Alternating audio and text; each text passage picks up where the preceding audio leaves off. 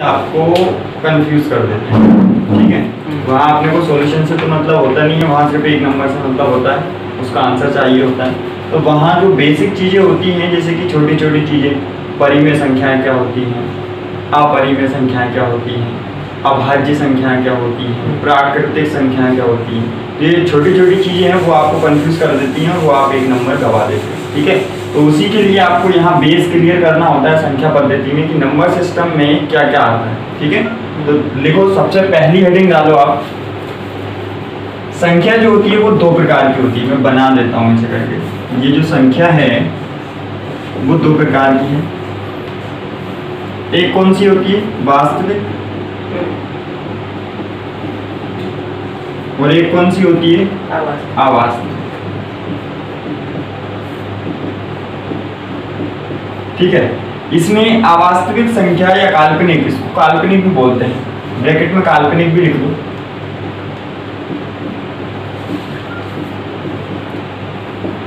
ठीक है, यहाँ काल्पनिक संख्या के कोई टाइप नहीं होते, लेकिन अपन हमेशा पढ़ते हैं वास्तविक संख्या के टाइप। वास्तविक संख्या के भी दो टाइप होते हैं, एक होती है परिमेय और एक होती है अपरिमेय।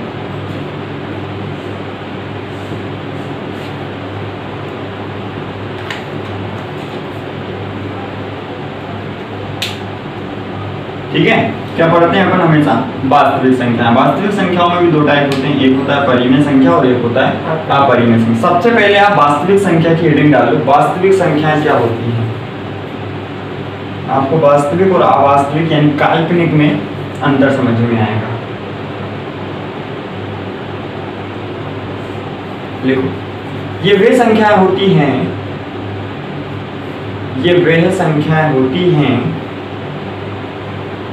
जिन्हें हम संख्या रेखा पर निरूपित कर सकते हैं, जिन्हें हम संख्या रेखा पर निरूपित कर सकते हैं।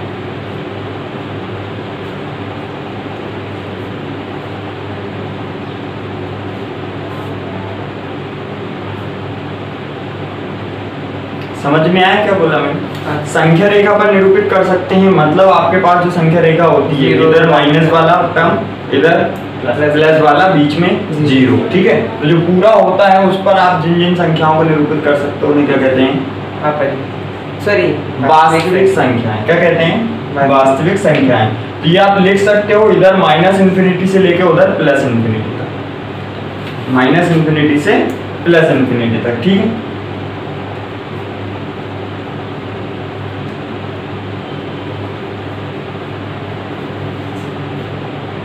चलो अब इसका जो पहला टाइप है वो लिख लो आप। पहला टाइप है परिमेय संख्या, रेशनल नंबर, इंग्लिश में बोलते हैं इसको रेशनल नंबर।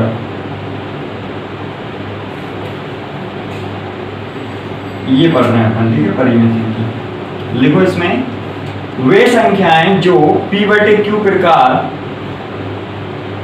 या अपनी सरल लैंग्वेज में लिखो, वे संख्याएं जो p/q के रूप में लिखी जाती हैं, p/q के रूप में लिखी जाती हैं, जहां p और q पूर्णांक हैं, जहां p और q पूर्णांक हैं, परंतु q बराबर नहीं है जीरो। याद रखना, ये ऐसे लिख दो, q बराबर नहीं है जीरो, परिमेय संख्याएं कहलाती हैं।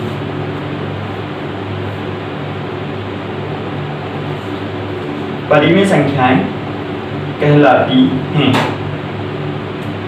परिमेय संख्याएं ऋणात्मक और धनात्मक दोनों हो सकती हैं। परिमेय संख्याएं ऋणात्मक और धनात्मक दोनों हो सकती हैं।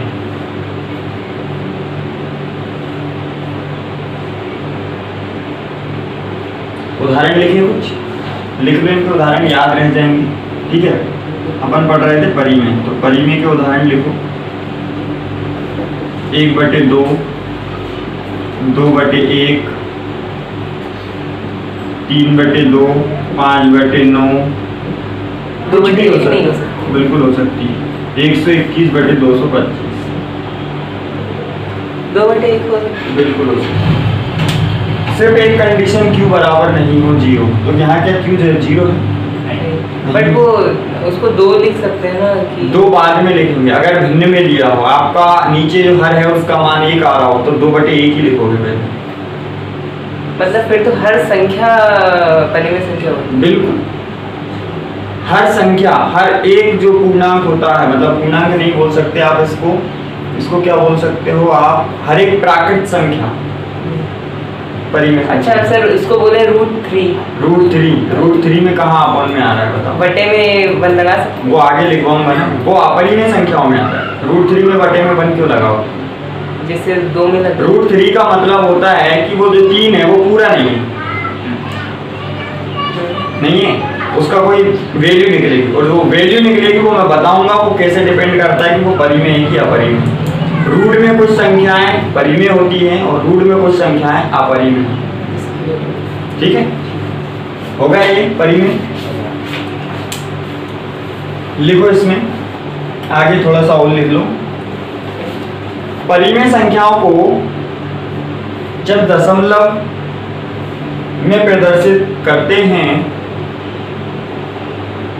परिमेय संख्याओं को जब दशमलव में प्रदर्शित करते हैं तो वे शांत दशमलव होंगे,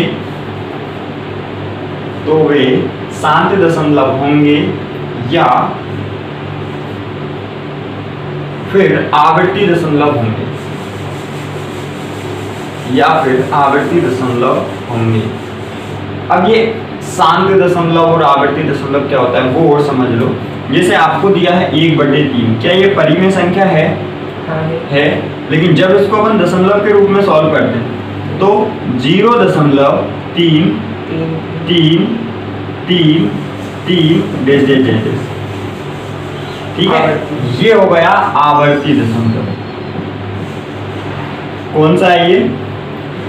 आवर्ती दशमलव।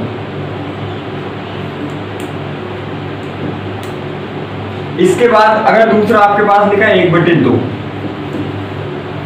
0.5 एक्यूरेट वैल्यू निकल गई, तो ये हो जाएगा आपका शांत दशमलव। आवर्ती दशमलव मतलब याद वो आगे जाती है। हाँ, एक ही वैल्यू आ रही है और बार बार आ रही है और कभी खत्म नहीं हो रही, तो वो 0.3333 जो है वो आवर्ती दशमलव होगा, लेकिन होगा किसमें? परिमेय। 1/2 जो है वो शांत दशमलव होगा, लेकिन होगा किसमें? परिमेय। ठीक है, तो याद रखना परिमेय संख्याओं को शांत दशमलव और आवर्ती दशमलव के रूप में भी लिखा जा सकता है।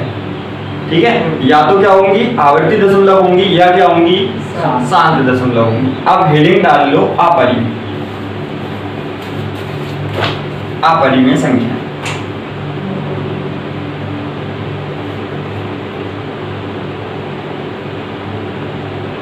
जिन संख्याओं को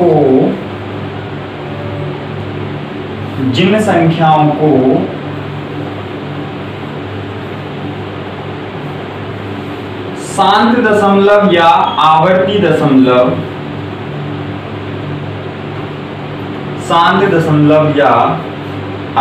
दशमलव के रूप में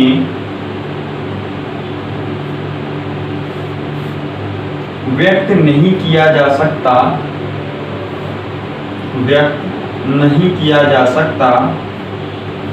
उन्हें अपरिमेय संख्या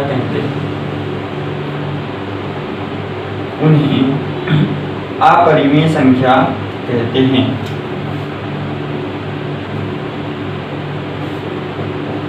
अब कौन सी पढ़ रहे हैं अपन?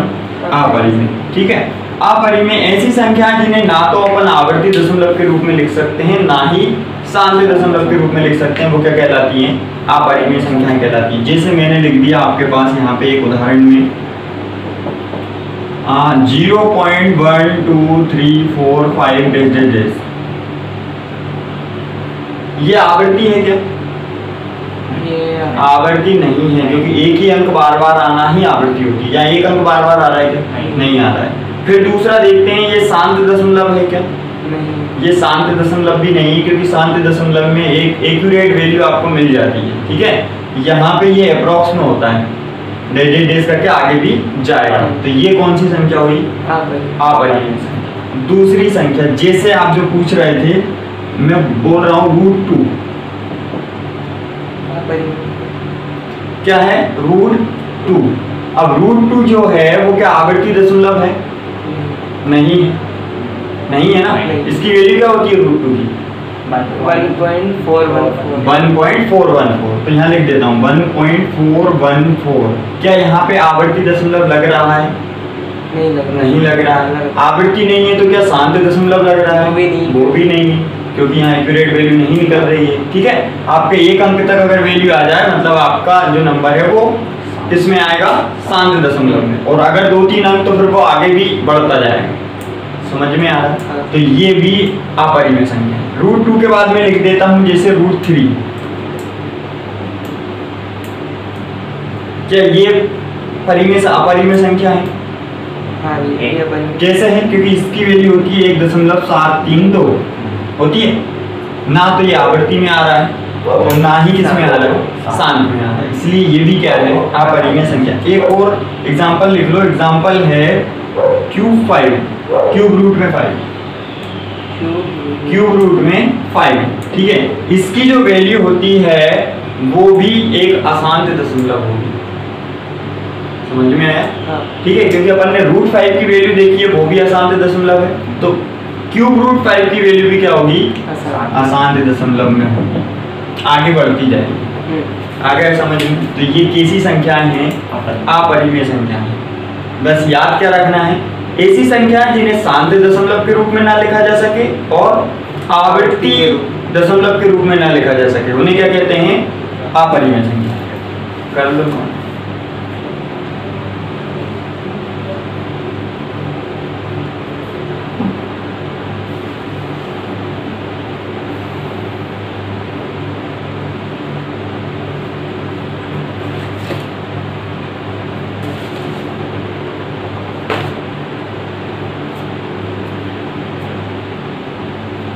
हो गया? कर दूं रफ? ठीक है, चलो अब आगे जो पढ़ेंगे वो पढ़ेंगे अपन जो अपन पहले पढ़ चुके हैं। छोटी क्लासों में आता है ये प्राकृत संख्याएं, पूर्ण संख्याएं, पूर्णांक संख्याएं। ठीक है, लेकिन कहीं ना कहीं कंफ्यूजन हो जाता है कि ऐसी संख्याएं अपन भूल जाते हैं। ठीक है, तो उस ट्रिक से याद करेंगे कि आप एक बार पढ़ लोगे तो याद हो जाएगा। लिखो, सबसे पहला है प्राकृतिक संख्याएं। सर ये अवास्तविक में आती है क्या? वास्तविक, सभी वास्तविक ही हैं, अवास्तविक काल्पनिक पढ़ते ही नहीं। ठीक है, वो सिर्फ 2 टाइप हैं।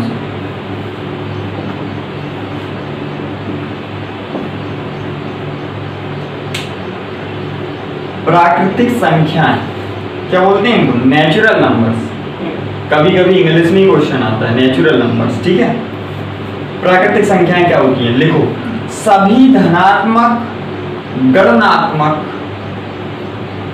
सभी धनात्मक, गणनात्मक संख्याएं प्राकृतिक संख्या कहलाती हैं।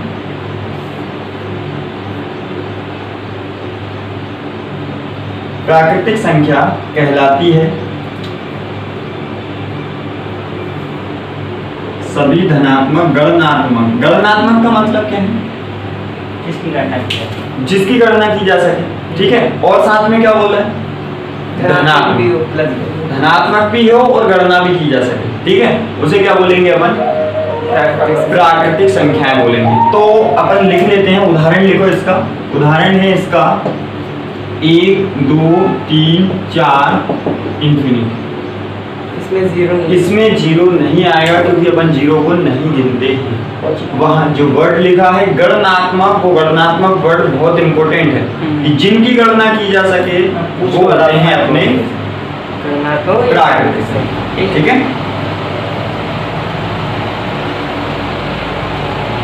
प्राकृतिक संख्या कहलाती है। उदाहरण लिखा है इसमें 1, 2, 3, 4 इंफिनिटी तक। ठीक है, दूसरा लिखो पूर्ण संख्या।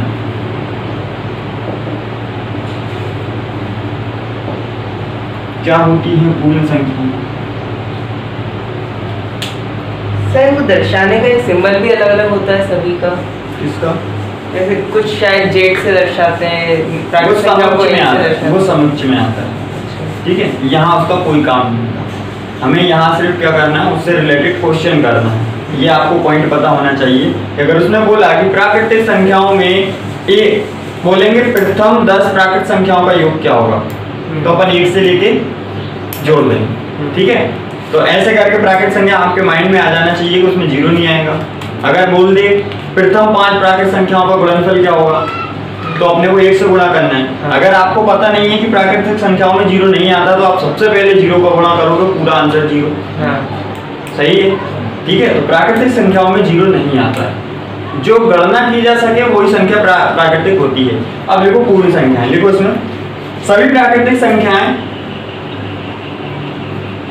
और शून्य, सभी प्राकृतिक संख्याएं और शून्य के समूह को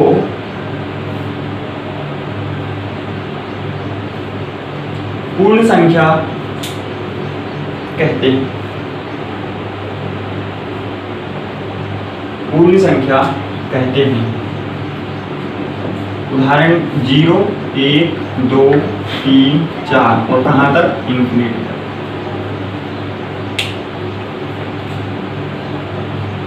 नीचे एक लाइन और लिख दो, इसमें सभी प्राकृतिक संख्याएं पूर्ण संख्या होती हैं।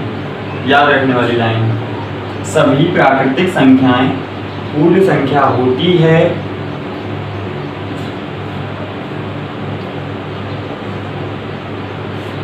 परंतु सभी पूर्ण संख्याएं प्राकृतिक संख्या नहीं होती। परंतु सभी पूर्ण संख्याएं प्राकृतिक संख्या नहीं होती।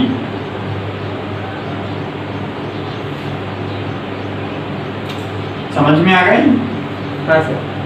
ठीक है, तो इसमें तो देखो 1 से लेके इंफिनिटी तक पूरा ही है, तो मतलब सभी प्राकृतिक संख्या पूर्ण संख्याएं तो हैं, लेकिन इसमें 0 अलग से ऐड हुआ है, इसलिए सभी पूर्ण संख्या प्राकृतिक संख्याएं नहीं है। अगली हेडिंग डालो पूर्णांक।